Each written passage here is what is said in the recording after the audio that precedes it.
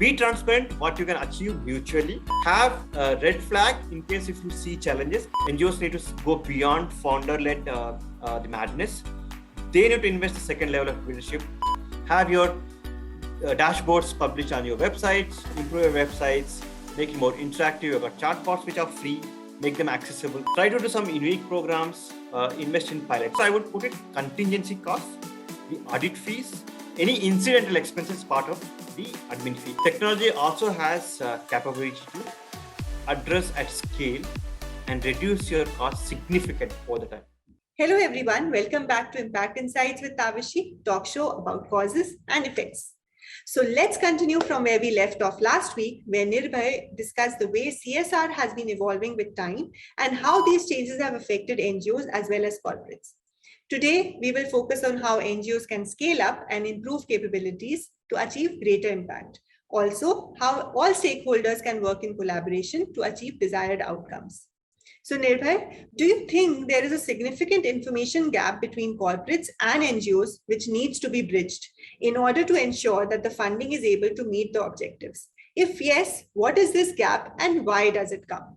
Maybe someone who was on the other side of the table about a decade back and who is now on this side of the table with a corporate, I can elaborate a little more better. It's fundamentally, it boils down to who owns the money and who receives the money and who is a donor and who is a recipient. Inherently, there is a significant gap in the way we look at approach. Still, you have got NGOs who say that, who do not trust corporates, saying that the profits are made by exploiting the resources and corporates are existing only for pure profit purposes, which is not necessarily true. A good number of corporates are purpose-driven organizations. While they make businesses do create opportunities. Typically, these are like your peripheral growth. They enable peripheral growth for sure, be it creating environment for jobs, be it opportunity for community development, or an opportunity to invest in R&D. So it's not, the corporate is not purely purpose of the profit, but corporates also have a purpose-driven organization. The second, when you look at the corporates, and unfortunately, there's also a low trust quotient with NGOs. There are a couple of reasons why that happens. There are plenty of fly-by-night NGOs, which really are extremely good when it comes to reporting, their standard of the presentations, the way they speak, they really attract relevant investments. But when you look back and see the implementation really fall flat. And a good number of corporates do have a bitter experience working with some of those. So therefore, it's not entirely true, even to paint it that way, saying that all the NGOs really fall that the benchmark. However, there is a significant amount of work that needs to be done by NGOs. NGOs need to be really transparent when they speak to corporates, saying that change does not happen over 3-5 years. It's a much longer investment that's required. The second, we also need to be very clear when you are agreeing with a corporate, what is the larger picture they are looking at? What are the long-term, mid-term, and short-term KPIs that you are mutually agreed? Be transparent what you can achieve mutually. Have a red flag in case if you see challenges, anticipate some of those and be transparent to corporate. Corporates are willing to listen. I think adoption to technology will be a biggest opportunity for the NGOs to be more transparent, be open, be vocal, invest in institutional capacity building, especially when it comes to leadership development. I think NGOs need to go beyond founder-led the madness. They need to invest the second level of leadership to be in forefront with the corporates. That's the only way I would put it to grow mutually in this ecosystem. Many times, big amounts of funding is available, but capability to absorb such money is lacking. What are the challenges faced by NGOs to absorb big CSR funding and their ability to scale up? There are four things that I speak about when it comes to NGOs, where they are right now. One, traditionally, even today, the good number of NGOs are founder-driven. There's one person who's passionate, builds teams around it. So therefore, still they are founder-driven. Second, a good amount of the initial grants have been from families and friends. So therefore, there is fear of what if I get exposed, while I'll get the money for sure, but to have the trust, building the larger teams and get more money. The third, traditionally NGOs have been far and few have been limited to their own geographies, which are immediate needs. The fourth thing that a good number of NGOs have been collaborating with, they have been complementing with government initiative.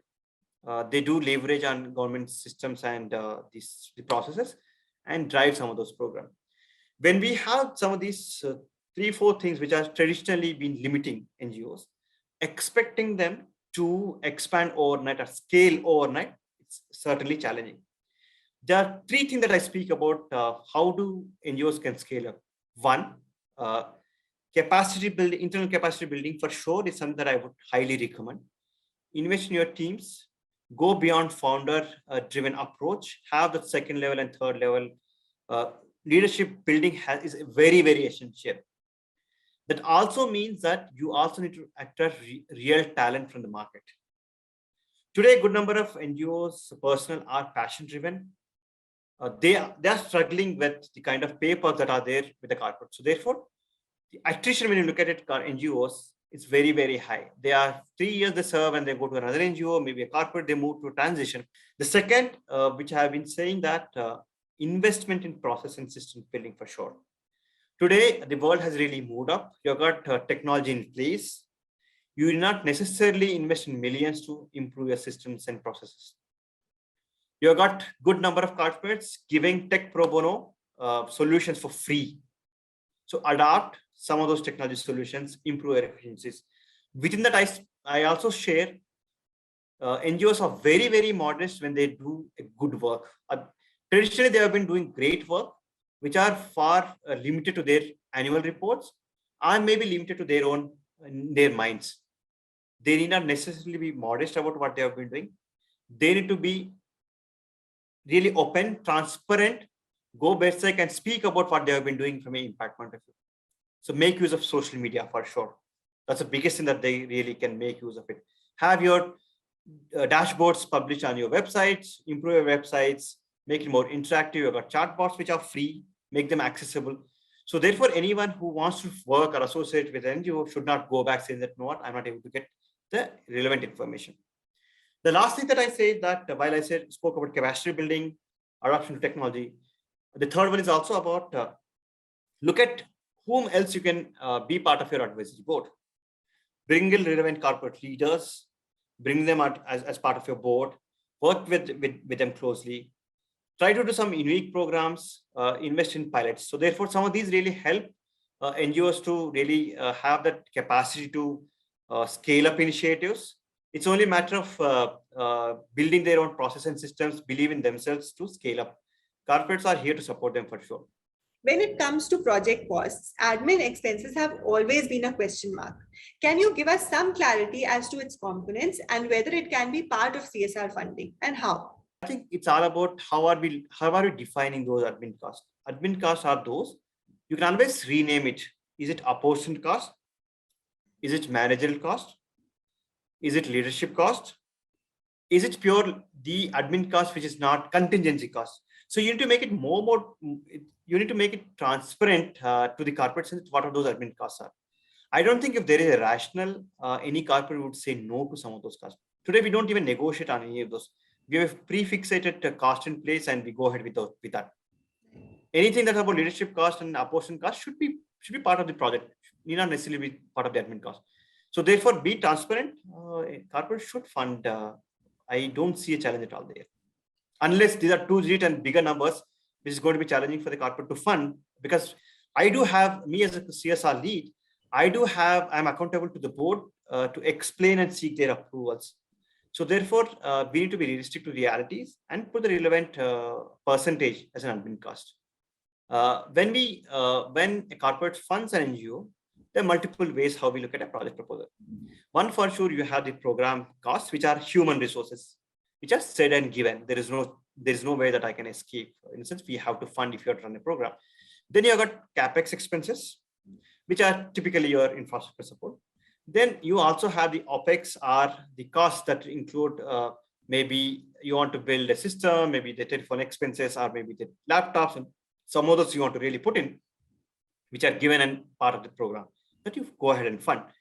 Then you also have training costs, which can also be under the human resources or additional that you build it.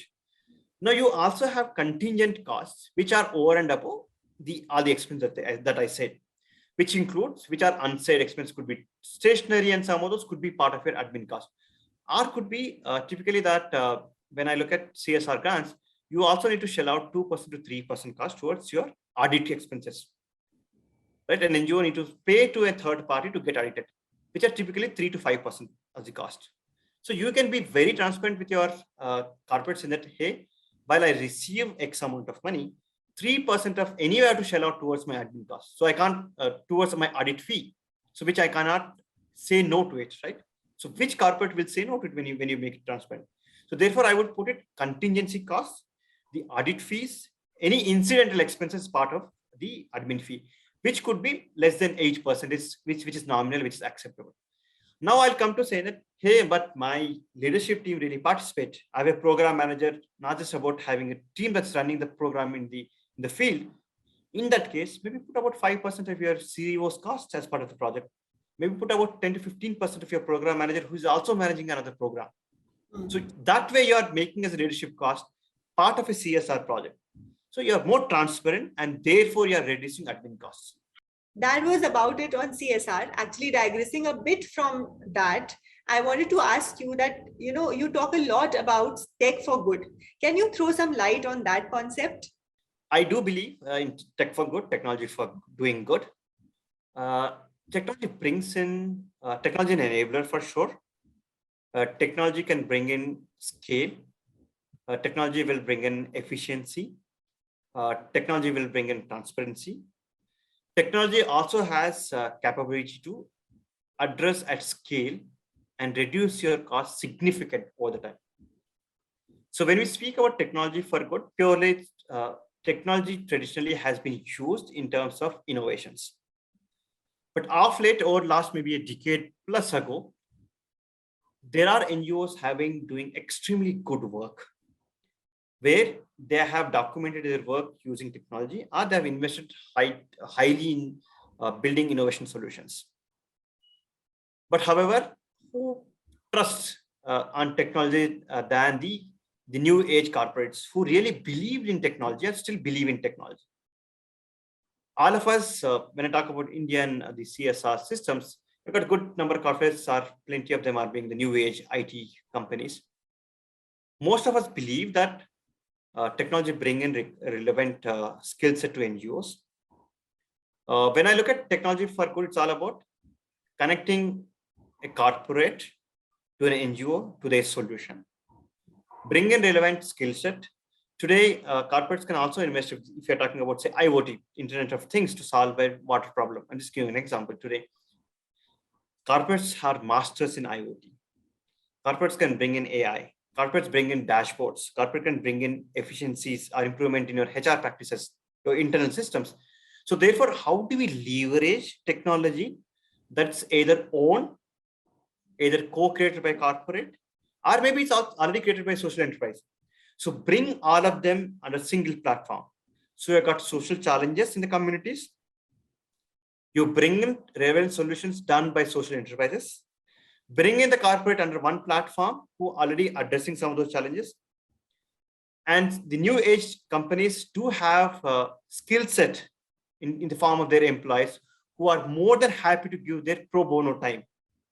Why don't we leverage their time and efficiency, our efforts? Thank you, Nirbhay, for sharing these key insights and for taking out time to be here. Look forward to your next book, which you mentioned will be on the journey from CSR to ESG. The topic is very interesting and relevant in today's times. I'm sure it will make an interesting read. All the very best for it, and hope we will chat again post its release.